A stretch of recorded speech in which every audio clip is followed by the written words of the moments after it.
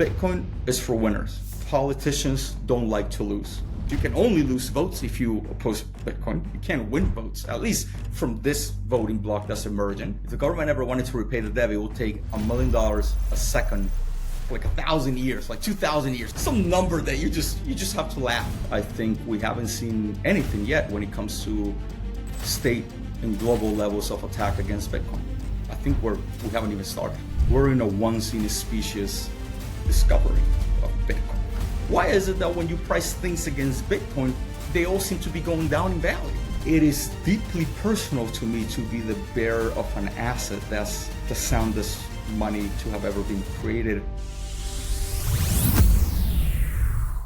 Today, I'm excited to welcome Sal Pineda to the podcast. Sal is an ex-diplomat who studied policy and geopolitics at Georgetown and finance and strategy at Cornell, and has been connecting the dots with Bitcoin since 2017.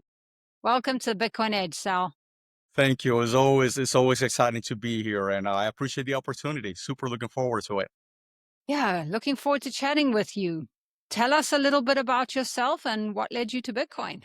I'm originally born and raised in El Salvador and found Bitcoin in 2017, but I came to the U.S. And was granted political asylum by the U.S. government, and eventually took us close to 14 years to become proud U.S. citizens because my father was kidnapped. He was kidnapped and tortured by government death squads. A few years before that, my mom and I were assaulted by death squads as well.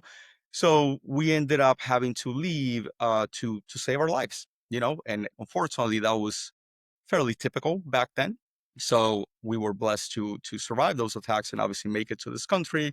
Then the process of becoming a citizen started, took about 14 years. And within that journey, I was always curious on understanding why is it that my family went through what we went through. And I thought, for many years, I thought I was going to be a politician. I thought politics was going to be the answer. I went to, I studied here at University of Maryland. I studied political science in my undergraduate degree. And unfortunately for me, I understood that politics was not the answer, right? So that was pretty interesting that through my studies, I said, oh, wow, that wasn't really, the political instability wasn't just against Sal Pineda and his family. It was rather, there's a structural issue, right? I was fortunate enough to go to Georgetown after I spent 2 years. I got a master's from the School of Foreign Service. And I focused specifically in sort of understanding the Latin American region within the context of international development. And I was sure I was going to find the answer there. I said, I'm going to go and solve the world's problems. And I did it. It wasn't. That was the answer I never got. I actually got more questions. And I'm super grateful on my time in Georgetown because I understood that what I went through, actually big parts of the world go through it. Zimbabwe, South Africa, Venezuela, Brazil. And if you go back in time enough, the whole world, right, has seen conflict, and conflict shapes it, right? And there's violence to it. So I think that after Georgetown, I said, okay, let me jump into the private sector because I think I was able to see the relationship between politics, policy, and money, right? Capital allocation. And I said, let me get my hands in the private sector experience of in the field of private sector development, private sector working with high net worth folks, family offices, and just understanding how capital allocators see the world.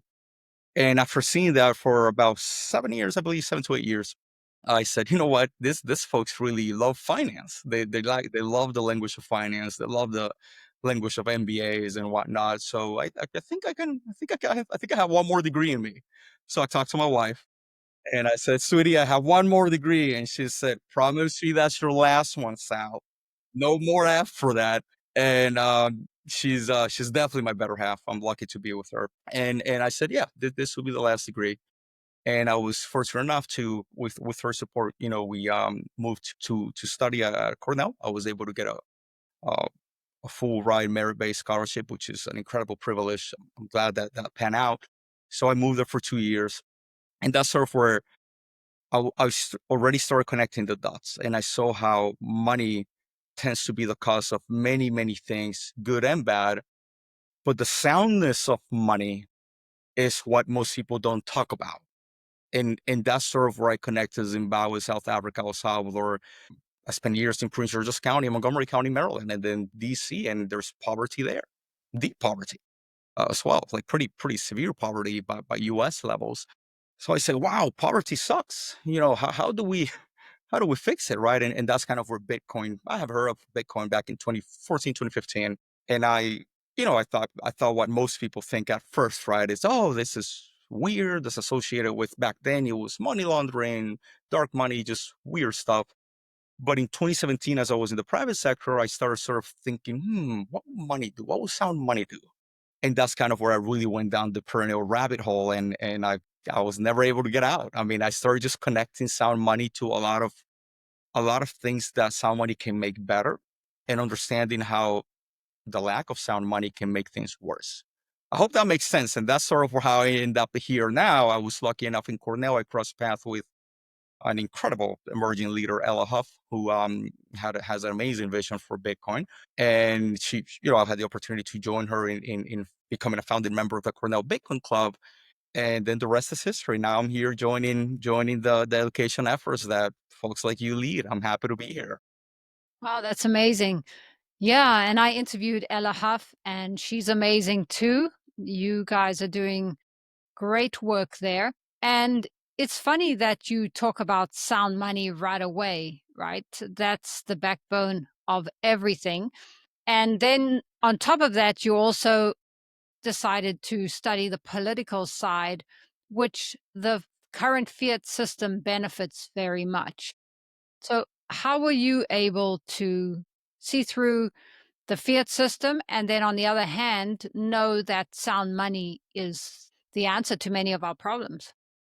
Very easy answer for me. And that's a great question. And when when they released my father, we had to make the decision to escape the country, El Salvador, in like a couple days, 3 days max, like 72 hours, more or less. So imagine, I still remember my mom kind of saying, son, here's a little bag, pack your things, right? And just processing that at that age, your life changes in a moment.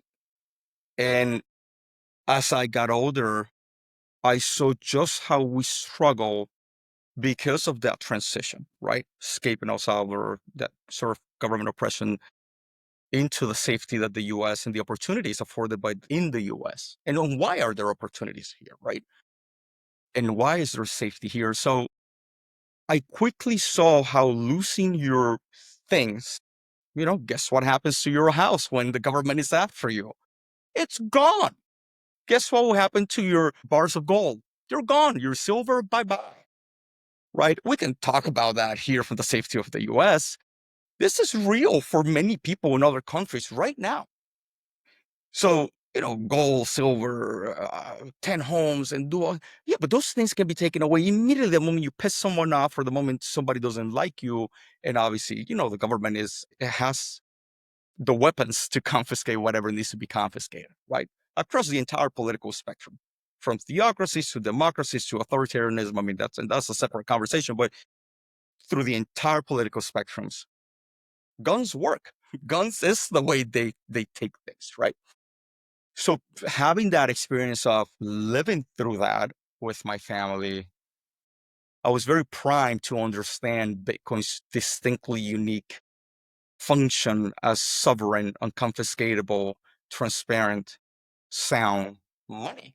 Well, imagine if my parents had had access to Bitcoin and they could have converted their belongings, their things into across space and time into Bitcoin. It would have been a very different experience, right? So that's a little bit of where I think I was primed to understand it from a way that I could connect the dots with politics, policy, geopolitics, but also finance. And that's sort of the story I've been trying to tell and I wrote about. So yeah, that's a great question. Sorry for the long answer. No, that was great. And we're going to get into your paper. Before we get there, how much do you focus on price? And do you think that's a problem in the Bitcoin space, focusing on price too much? That's a great question. I personally don't focus too much on price simply because I think I understood early on that number goes up technology can serve as a marketing mechanism for the underlying asset. Now, having said that, I know many, many people that that's the primary reason why they get involved in the space. And as they get involved in the space, price leads them to ask questions. Well, why is it going up? Why is it that when you price things against Bitcoin, they all seem to be going down in value? And then that's sort of where they're primed to connect with your podcast or my paper or different, there's so many. We want to have a wide surface area of education to then say, hey, this could be one reason. This could be another one, and Bitcoin is for anyone, really. So whether you're far right, far left, neutral, nothing, something, it doesn't matter. You could still interpret it as to sort of further your own beliefs, right? Whatever they might be. So that's why I think we need a lot more education and podcasts and videos. So we need to have that wide surface area to better serve folks and get them across the line to answer those questions, right? Why are numbers going up? Why is number go up technology? Why is that a thing in Bitcoin? So I personally don't focus on it that much, but I do know it plays an important function for sure. That's a really good point. And why do you think more people don't see the problem? Maybe they're noticing that price is going up, but a lot of people don't realize that inflation really is theft or that it's not normal. Why do you think more people don't? You know what? That's wow. That would be an amazing answer to have concretely. My two sats on this will be: it can be so overwhelming to just exist, to just provide for your family, for yourself. I'll give you a specific example that I think can help land on an answer. Co-founding the Cornell Bacon Club up in Cornell. My audience was mostly MBAers, grad school students, a little older than undergrads, a little more experienced. They've been in the professional work for 3, 5, 7, 10 years. And when I connected with them about Bitcoin, their answer was, I don't have time, well, usually. 2, I don't really understand it. That's too complex. I want to store my money in cash on my safe at home with my guns, or I want gold. And then I'm like, okay, well, but if you don't have time, how do we make sure we protect your time and share your time and effort with the next generation, with your children, with your parents? I know people at the MBA that were trying to grow their families and trying to caretake of their parents as well. So there is sort of this oppression within a fiat base of money that is distinctly challenging, I think, to say, okay, let me think critically here. Why is it that everything around me seems to be going up except my salary? Why is it that my home is blowing up in value, but I haven't really added that much value to the home? What is happening? What is there a dislocation? What is it? And I think that having the ability to have that time, right, to store that time somewhere, to then really think through these questions, I think that money, the dollar, El Colón, that's the name of what El Salvador's currency used to be called before it was dollarized. I think that storing your money, your energy in those currencies, it's a lose proposition. So it's very oppressive and base in general when it's always melting away. There's a theft. I agree with you. That's another way that even trying to explain that concept in Cornell with this is very smart people. I mean, gifted, really. I mean, it's incredible their level of acuity with financial modeling, with statistical regressions and deviations, and they can tell you why the portfolio theory is this and this percentage, and gold plays a role as a hedge. Yeah, but then we get to Bitcoin, and it's just crickets, right? So I'm like, okay, we need time. And people don't want to put, whatever amount of time it is, right? And I think Mr. Saylor has said, I haven't met anybody that studied, what is it, like 100 hours that doesn't buy some Bitcoin. Right? I'm paraphrasing here. I might be attributing wrong the quote, but it does require time. I think Bitcoin is something distinctly unique that you don't just wake up one day and get it. You usually have to have a level of injustice, be going through some level of injustice, whether that's with your own personal finance, somebody trying to work 1, 2, 2.5 jobs to make ends meet, or whether you have had some sort of government-sponsored terrorism or attacks or war survivors. There has to be some level of trauma or frustration to then say, okay, let's think deeper here. And that's where Bitcoin is sort of just orbiting around. That's It's a very long answer, but that would be sort of my 2 cents of an answer. Oh, that's very well said. And it just reminds me that there definitely is a difference between a fiat mindset and a Bitcoin mindset.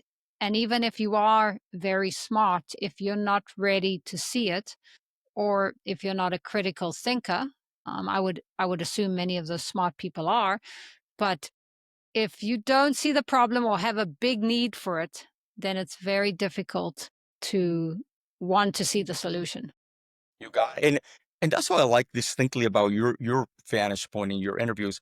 If you don't have a need for it, right? It's not just money. Like money alone doesn't move people. Like you can't eat Bitcoin, right? You can't eat the dollar. You can't just grab it and eat it. But Bitcoin can allow you to source and procure better foods, figuratively and physically, right? And that level of space and deep breath and say, okay, wow, I've been through a lot. This is a rough system where inflation is just going up.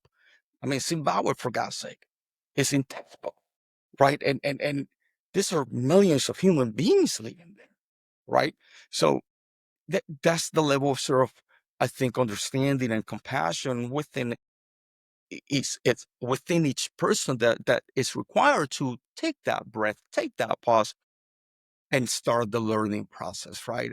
And yeah, you're I think you hit it right. It's beyond just numbers. There has to be something. There has to be a trigger. And yes, you mentioned Zimbabwe, very similar what happened in El Salvador, just yeah, was dangerous to some people. But what I was thinking is, you know, the $1 trillion note that they always make fun of, and Jeff Booth actually has it on his wall as a reminder. And what I learned as I went down the Bitcoin rabbit hole is that Bitcoin is also for people who have a little extra money. You cannot be living paycheck to paycheck, day to day. You've got to find a way to have a little bit extra to then put in Bitcoin. Yes, you can use it as a medium of exchange, and even that would help. But to be actually become a saver in Bitcoin takes a little bit of extra. But I believe everybody's capable of that. I think, and I like where you're going there. And I think and correct me if I'm wrong, but if I hear you correctly, and Jeff Booth talked about this in one of his most recent podcasts, I forget which one, but he said, you just start by allocating a little bit of your time and focus into Bitcoin, just a little bit, gradually. It doesn't have to be this full 180-degree pivot. I'm going to quit everything and just go into, no, that will live, there's real life as far as, so people have families, so people do need a fiat job too. So within the scale of adoption in like at a personal level, right? I do think that Bitcoin is, if I hear you correctly and building upon it, I do think Bitcoin requires and allows for folks to allocate a little bit of time and focus, whether that's $2 every 2 weeks. Salvador in Zimbabwe, I'm sure that, I mean, that's not insignificant. We can't just say, oh, buy $10 a day, DCA $10 a day. You can't do that, right? Not within those emerging markets, right? Those emerging economies. But if we say, listen, just start allocating $1, and you're going to see how in a month everything gets more expensive, but those $2 actually become a little more, and you're able to buy a little more. And next month, maybe you can put another $2, and now we have 4 that, as time progresses, become 6. And the first feedback is, oh, that's a pyramid. That's racket. We've lost you, Sal. You're gone. And I've gotten that type of feedback, right? And from different folks, right? People with many degrees after their names, and people with no degree saying, "Oh, wow, we've lost you." And I'm like, well, let's chat about it if you're open to it, right? And typically, it's a no, no, we've lost you, so I no longer listen to you. And it just happened. It just happened. Actually, I posted about this a couple of days ago. I had my first official block by an economist. Somebody with degrees after their names made an interesting comment about a thought leader in the space, Lisa Huff, Ella's mom, we're lucky to have Lisa. And, he retweeted something about her and said, oh, Bitcoin mining or Bitcoin is always about money, something like that. So some like Bob Burnett got in it, and he said, no, not really. Bob Burnett is a thought leader when it comes to Bitcoin mining. Then I believe Punter also Punter got in it. Another emerging leader in the space, hosting Bitcoin Daily. Shout out to them. That was great crew. If you have 2 hours a day, you can always learn something new. And this person was just very dismissive. He said to Bob Burnett, who there's a lot I've learned from him. He said, "Oh, you have Bitcoin in your bio. Ignore," something like that. And the screenshots are right there on my X. And then he proceeded to block them. And I'm like, wait, this is a trained economist. So I said, okay, you know what? Let me try it. Maybe this person respects degrees. We'll see. I have two. Well, we'll see if that talks to him. And I'm like, hey, listen, it will be helpful to understand what you mean by this. And he said, you have Bitcoin 3 times in your bio, blocked. And he blocked me, right? So I to be very honest with you, I took it as a sign of, okay, that's how early we are, and that's how much education we need for folks to understand it. Right now, we can chat about what a type of lifestyle that is to just block people based on words, right? I mean, that's no judgment there. I wouldn't go my life around like that, right? That wouldn't disqualify me from engaging folks to look for a respectful exchange of ideas, right? But that's what we're dealing with here. So Yeah. People are very adamant about what they know, and they don't want to change their minds. And I have interviewed Puncher, Bob Burnett, and Lisa Huff, and they're all amazing. We're on that level. But at the same time, that is such a great example of what we're up against. And I just think that would be an example of somebody who does not see the problem and has been trained in the Keynesian economics, for one thing, which is a whole nother conditioning. I didn't even get to that part to understand him, right? Which I wish I would have, just to exchange ideas respectfully, right? And we're all adults here, but I know nothing of that person other than what he told me. You have Bitcoin, your bio, block. So All right, next. Well, I really like that you are not only a Bitcoiner, but you also have studied and you like to back up your facts with research. And you wrote a very insightful report, as we mentioned, thank you. on mapping political economy in DC. So tell us about some of the most interesting things that you discovered. Yes. So that's the most recent report. It's 7,800 words, and I've gotten very good feedback, including yours. Thank you. I've also gotten feedback that, hey, have you tried condensing this into a 60-second clip, because we don't have the time, right? Or the willingness to read 7,000 plus words. So I'm working on that. We'll see. I'm not, it's out of my comfort zone, but I think I have a message there for sure. And, I used to do this when I was a diplomat, and even through my professional life as well. You do field reports, right? You go into the field, and you sort of make assessments. You don't take a stance. You just sort of make assessments of where we stand. Whatever reason you're doing the field reports for, you then offer sort of steps. Right? It all started when I went to Vegas conference, the Las Vegas conference. Within a couple hours of being there, I said, okay, this is not a conference. This is a geopolitical summit. This is where in the same halls, you have billionaires, super senior level politicians, regular ordinary citizens, and critics as well, all in literally like the same place, right? Very few things create that type of ecosystem. Very few that you have a little bit of everything. So having that insight, I said, okay, this is going to be an interesting conference. And then I try to put myself in every room I possibly could. I mean, there were parallel speakers, like speaking at the same time in different rooms. I mean, just such an abundance of knowledge, right? And I call it the knowledge network of Bitcoin, right? It's like there's Bitcoin, but then there's also a knowledge network that the wider it gets, the better, because it all ties back to Bitcoin, right? And it supports the network.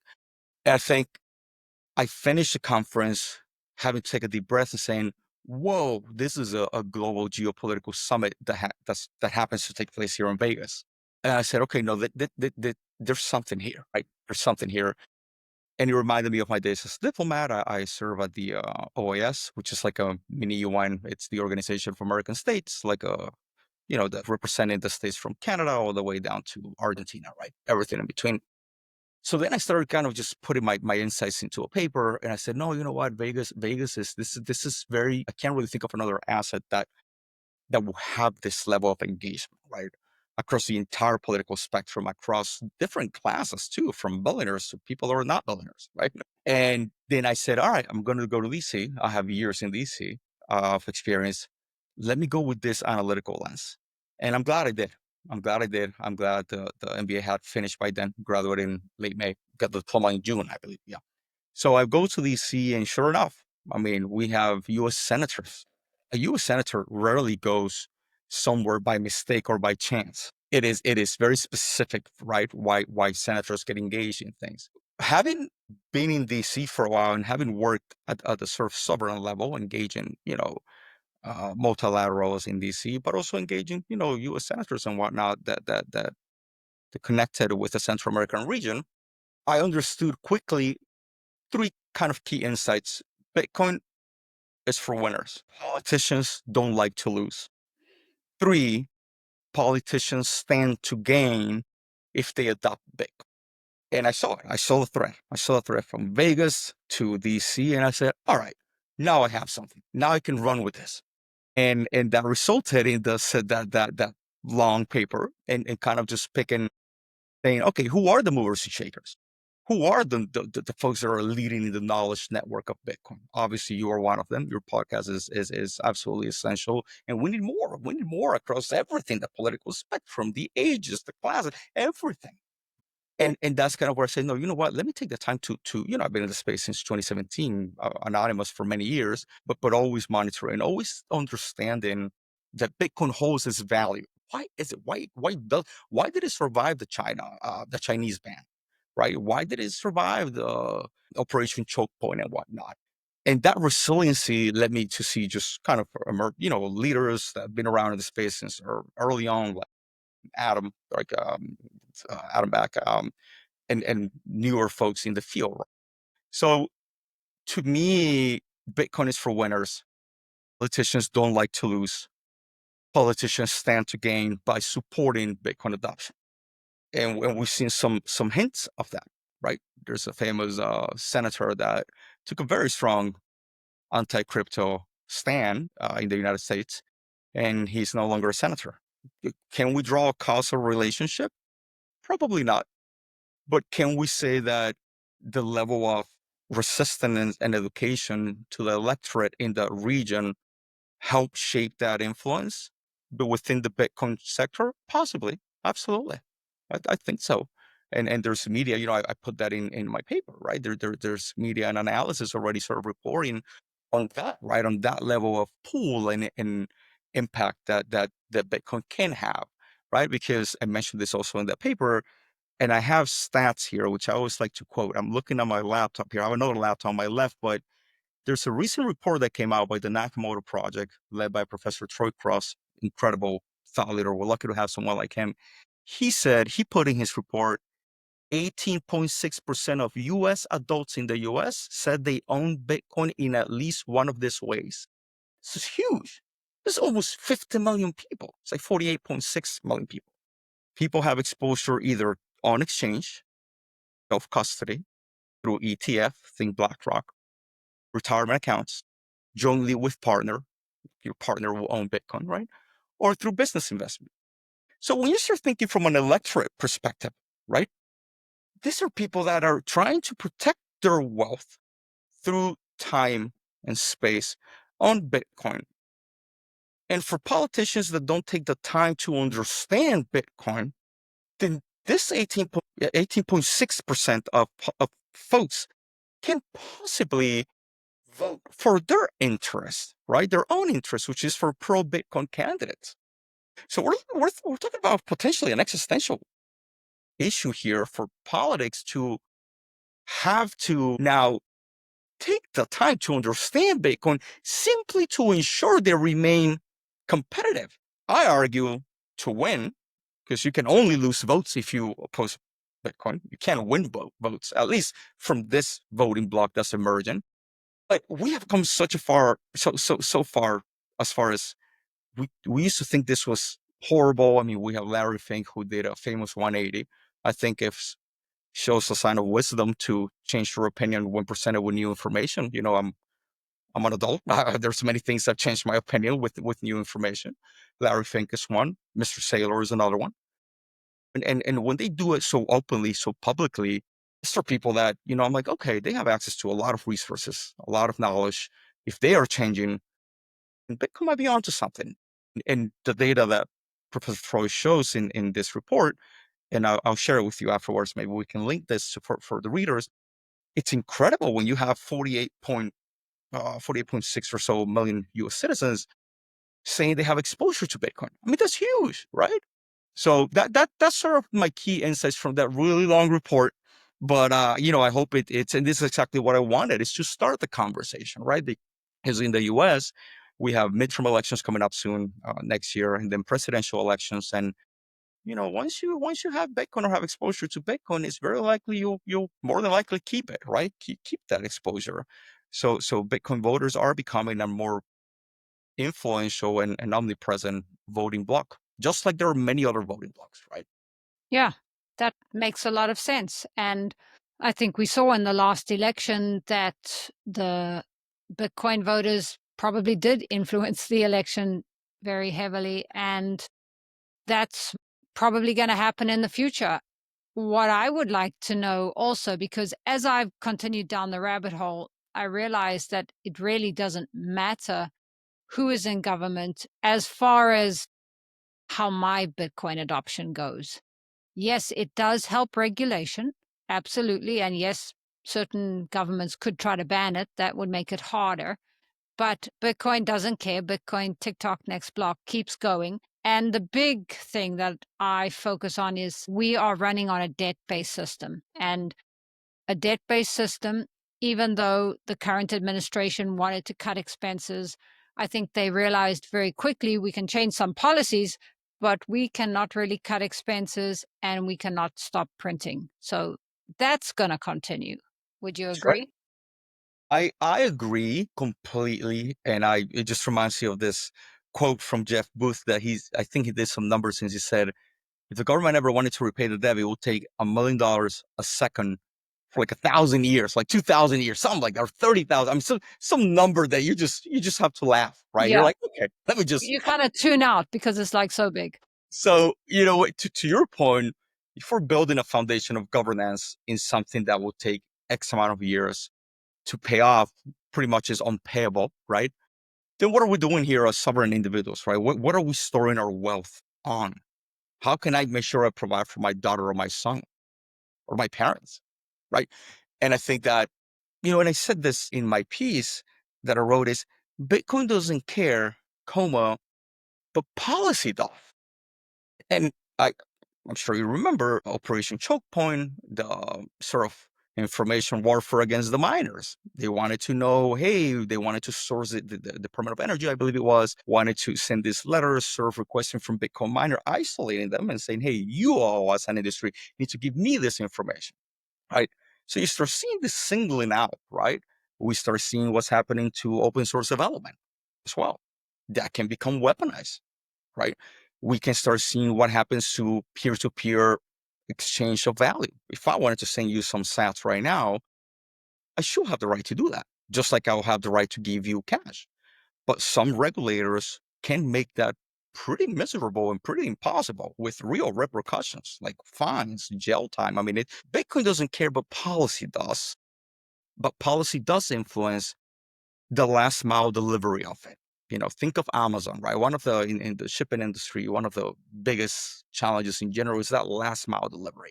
That we can get goods across the ocean from Africa to the American continent, then we can distribute it we pick them at the port, we get them through 18-wheelers, then from 18-wheelers, we get them into distribution centers, and then we get them into smaller little sort of trucks that ultimately they will outsource the delivery to a person in a car that will come to you, right?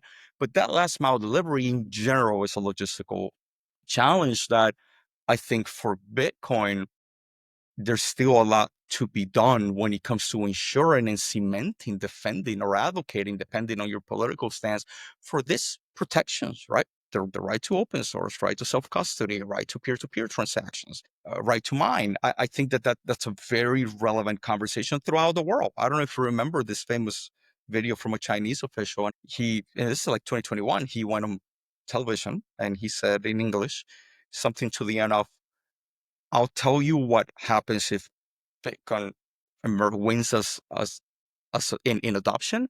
We are all going to die.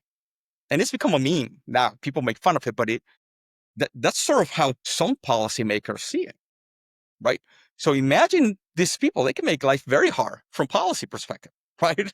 But yeah, no, that Bitcoin doesn't care, but policymakers do care, and they can influence deeply that last mile delivery that folks in Zimbabwe, El Salvador, folks in DC, they have so many human rights advocates showing how it's impacting them, the freedom that is allowing them to have, right, through government. Yeah, that's a really good point. What you said before was that it's important for policymakers here to embrace Bitcoin because of the voters. So that's important. Hopefully, it'll continue that we can be self-sovereign. Because, yes, I'd rather be here than, for example, in Zimbabwe, you're not allowed to transact in Bitcoin. You're allowed to have it, but you're not allowed to transact. That's what I've heard. Yeah. Yeah. So if you went and started a business, you couldn't put accepts Bitcoin. And I was just thinking about that. Yeah, I'd much rather have the freedom, even though I just spoke to Tony Yazbek before I spoke to you, and he was saying you never hear a politician say self-custody. So they're not pushing that, but we still need that to be allowed. That's right, and that only comes, at least within the U.S. democratic system, right? The elections and representative democracy, that comes through voting, right? You have the right to vote in this country if you're a citizen. So it behooves each citizen that's involved in the space to be aware of the policies, right? And say, hey, you know what? I'm going to vote, right? And people do it for different values, different laws, but Bitcoin is emerging as one of the key ones for sure. Yeah, I agree with you. I'd rather live in a country where I have the right to self-custody. I have the right to send you 2 sats if I want to right now and not be fined or imprisoned. But do you see it becoming a problem as it gets stronger, as more people adopt Bitcoin, and as it possibly threatens politicians because they have got very wealthy off the current system? Absolutely. I will quote here Jeff Booth. I think we haven't seen anything yet when it comes to state and global levels of attack against Bitcoin. I think we haven't even started. So I'll subscribe to Jeff. Jeff Booth is. I remember reading his book and having to read it like 2 more times just to sort of understand the many layers of Bitcoin. And I think that we haven't really started. I think that Operation Choke Point, what we saw a little bit in the last administration, where they were singling out the miners, where they wanted specific data, specific information. It was stopped last minute, so that order never made it through. But I think it will be. I think it's forthcoming, and that's sort of where I highlight in the report. No. We have to remain active. We have to engage. We have to be proactive. We have to be out there educating and engaging in the language that policymakers understand, right? Which is through engaging the representatives, going to DC, calling the offices, really having that groundwork. No, we should, because when the time comes, when there's this attacks vectors, right? And it's not just nation state, it could be global state, the Bank of International Settlements, the World Bank, the IMF. I mean, we've seen their stance, right? We've seen the IMF stance with Bitcoin. They're anti-Bitcoin, and they made that very clear with El Salvador when Bukele got ahead of them and bought Bitcoin. I believe we've seen a statement in general. They put out some literature, the IMF, that they're just against Bitcoin for many reasons. So we that's coming. That's coming. Absolutely. It's happening now, but I think we haven't seen the scale. It will just continue. Yeah. And I'm hopeful, not to sound too, I'm hopeful because I do think at the end of the day, let me just clarify that's why this knowledge network of Bitcoin, what you do every day with your podcast, what people do in the spaces on Twitter, Bitcoin Policy Institute was doing in DC a few months ago, that they literally took folks to go speak to the representatives. All of that matters. And not just here, it also matters globally, what's happening in El Salvador with the Bitcoin adoption, what's happening in other countries, right? This decentralized adoption of Bitcoin only have a net positive to the network of Bitcoin. So when these attacks come, that resilience will be there. Could it have an impact temporarily? Of course. When China banned the Chinese ban, right, on Bitcoin, there was a drop in hash rate, I believe. Miners kind of went into exodus, but a lot of them came to Texas in the US, right? And hash rate, I believe, last time I checked a couple of days ago, was the highest it's ever been. So I am hopeful, but I am mindful. Yeah, very good way to put it. So you are a big believer in self-custody. Of course, nothing. This is, I will have to quote Jesse Myers here. We're in a once in a species discovery of Bitcoin, right? And if it's a once in a species, then owning that, I don't care if it's 10 sats or 10,000 sats or 10 million, right? Whatever your purchasing power is, that's a once in a species event, right? It's hard to, we can have a whole podcast just on that, on the importance of self custody. Yeah. To have a bearer asset under our responsibility. Yeah, that is a once in a lifetime thing that many people don't get. Hey there, want to sleep easy? MICROSEED lets you stamp your seed phrase onto a small steel washer. Buy the device once and use it forever. I love it. It's discreet, precise, and easy to transport. Get yours below. For peace of mind with collaborative custody, the Bitcoin Advisor is a trusted team who can also help with inheritance planning. Just scan the QR code or use the link below. Now, back to the show. They'll find out. I don't know if you remember the last bear market. I lived through Celsius FTX. I have very good friends that they lost 6 to 7 figures in Celsius in FTX, and it was horrible. And I lived through the '08 crisis in this country, in the U.S., and the housing crisis, and sort of what it did to people. And CDOs, those type of collateralized debt obligations, and sort of that, the financial alchemy, right, of Wall Street, that for many decades has created a tremendous amount of wealth. Doing that to Bitcoin can result in being on the losing end of that if you don't know what you're doing. So you're now talking about the treasury companies and the ETFs. So are you talking about the next cycle? Possibly we're still going to have a next cycle because humans will be human and they will over leverage and do all that wonderful stuff. Is that what you're meaning? People are going to learn some hard lessons? If you're speaking of treasuries specifically, in sort of that, the non-individual adoption of Bitcoin, whether the sovereigns like El Salvador, the Kingdom of Bhutan, or whether that's local economies, right, that are emerging through the globe, right, or that's corporations. I think Bitcoin is for anyone. Not everybody's gonna decide to put in the time to study it and decide whether to buy it or not, right? I mean, not everyone's going to buy it. As I found out 3-4 days ago when I was blocked by this economist, right? He's not going to buy it. That's okay, but he can if he wants to. I can't stop him, right? And he has the right, and I'll fight for his right to buy it if he wants, right? That's sort of what the U.S. offers, right? That you should have the right to in the private market, the free market, to buy it, right? I think when it comes to this, I think they call it paper Bitcoin summer. Paper Bitcoin summer, I think that's the term that they've given it to. I believe last cycle was yield. People wanted yield on their asset, right? And I believe Celsius gives you no yield now, and FTX gives you no yield now, right? You can't really stop this completely, as just like in Wall Street, right? There's things that you cannot stop. What I do think is distinctly different about Bitcoin is that there's no bailout. And if people are used to bailouts, like in traditional finance, then I think Bitcoin will give them a very, very insightful and memorable feedback loop on, yeah, there's no bailouts here, right? And it goes to the responsibility of being a sovereign individual as well, right? If you want to protect for your family, you want to protect your loved ones, or you just for yourself, right?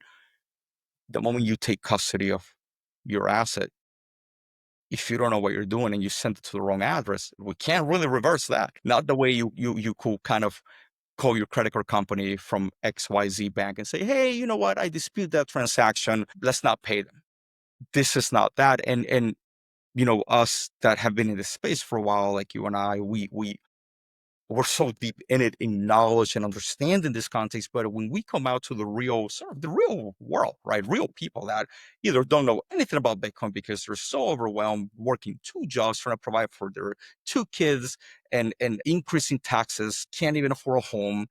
Folks in my generation now, at least at the MBA program, I literally verbatim, I had people tell me, Sal, I'm actually delaying start a family because I need to go to get this job to get this much money to then be able to afford kids in this expensive city. And I'm like, okay, hold on. Let's pause for a second. Do you see what's happening? You're playing a game of inflation where you're earning more to keep up with something that's being more expensive to then increase the cost of keeping up families and whatnot to then keep up in a more expensive city. Let's think critically here, right? And more than a few times we were, well, the Cornell Bitcoin Club is growing, which is a blessing. It's there's signal and there's folks hitting that point of frustration, that point of trauma, that point of despair, I will say, right? And saying, yeah, let me take a look at this. Let me go to these meetings, these weekly meetings up in the Cornell Bacon Club. And some of them were able to say, you know what? I'm convinced this makes sense. I'm going to allocate 1% of my portfolio. Larry thinks at 2%, so I'm going to do 2% of my 401k, which is fine. Oh, and to those people, several of them, they were like, you know what, Sal, this is great, but I'm just going to go, I want to allocate some of my 401k into it. Okay, that's better than having nothing.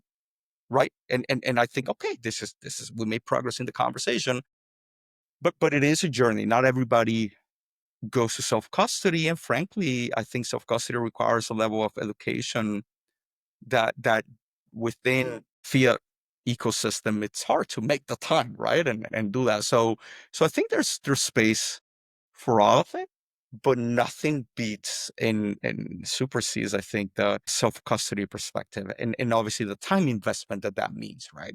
What am I doing here? How do I take it? Like, well, what wallet should I get? XYZ sort of logistical things. So yeah, that's a great question. I won't answer here, but self-custody, it's a once in a lifetime species here, quoting Jesse Myers. Yeah. And what I'm hearing you say is if people start in the ETFs, that's okay too. Because as time goes on and they see that investment increasing, that might motivate them to study it and then go into self-custody after that. I've seen it happen. I saw that happen 3 times over the last year and a half. Folks that started through 401ks and ended up allocating like buying the actual asset. Yes. And 2 of them ended up taking self-custody. The other one didn't. The other one prefers to have sort of like a custody provider, you know, to each his own. But so I've seen it happen. It happens. And it really depends on sort of people's personal journey, right, in it. Do you have a personal Bitcoin philosophy? Yes, yes. Yes, I do. I think, if I could summarize, somebody asked me this a couple of days ago. If I could summarize my interest, right, in Bitcoin, it's really one, and it comes and it's informed by a place of loss, right? I lost things with my family when coming to the United States and granted political asylum and took us 14 years to become US citizens. We gave up things that my parents have worked their whole life to earn. They pay taxes. They bought it legally, homes, that their home, their work, their livelihood. So seeing that within my parents and going through it myself, right? Like I lost that home. I came here and we had no home. So it is deeply personal to me to be the bearer of an asset that's the soundest money to have ever been created, backed by actual atoms, by actual energy. I mean, I guess goosebumps thinking about it. As far as this is incredible what Satoshi Nakamoto gifted the world.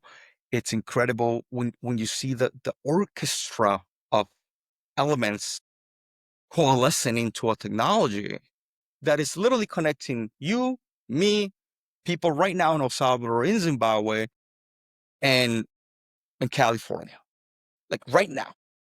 When you start thinking we don't even have to need to get into the halving schedule, the supply schedule, the scarcity of it, and how that thing can allow you to protect your time and worth when dealing in an ecosystem that does the opposite, right? It's based off inflation, and some people can see it as theft.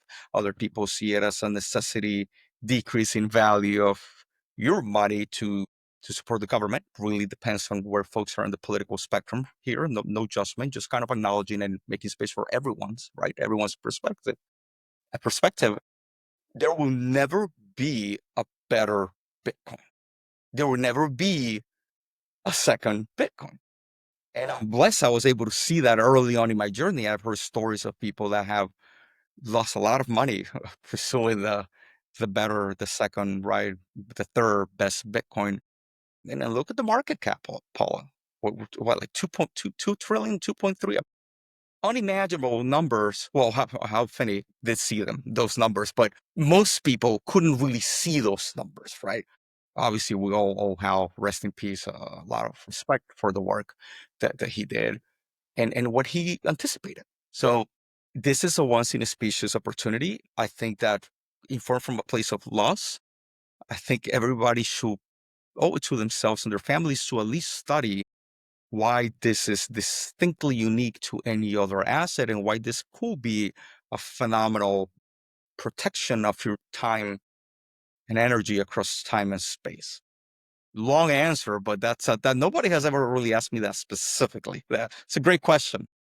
And being the intellectual type of person you are, I wanted to hear what you would say, and that was amazing. Yeah, and it also can be quite simple in, what really is Bitcoin to you, and you said it very well, and it comes back to your background.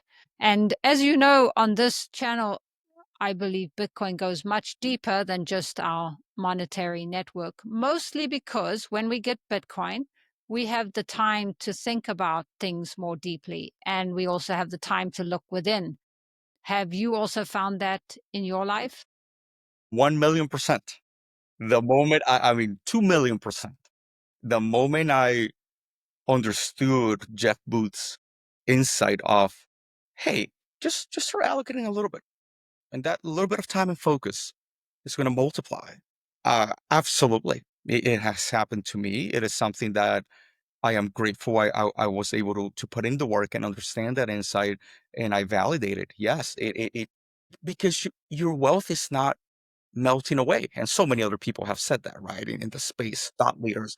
But that has meaningful impact for your life. And when you're away from your kids working, and when you can't make it to the holidays because your boss called you have to work and you have to skip that birthday party or that celebration with your parents, those are real sacrifices that when there's unlimited printing of money that doesn't even really make it your way back, then what are we doing here?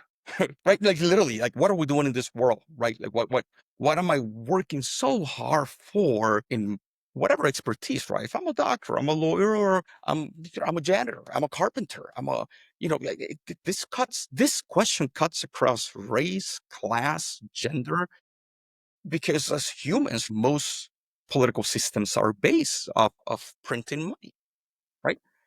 So it it transforms your life when you start allocating even just a little bit. Absolutely. That's a great question, and I've lived it. Yeah. Love that. Well, and also because you have been such an incredible studier, according to you and your wife. Well, you love to learn. Let's put it that way. I can tell you love to learn. And your knowledge across the Bitcoin space is quite amazing, from the big guys to the little guys like me. Thank you. Yeah, but what I'd like to hear from you, just to end with, is what has really touched you the most lately that you have learned, or what books have really stuck out to you? I know there's so much because I've read your paper, so we're going to put links to that below so everybody else can read it too. But what has really touched you and sticks out to you with all your studies?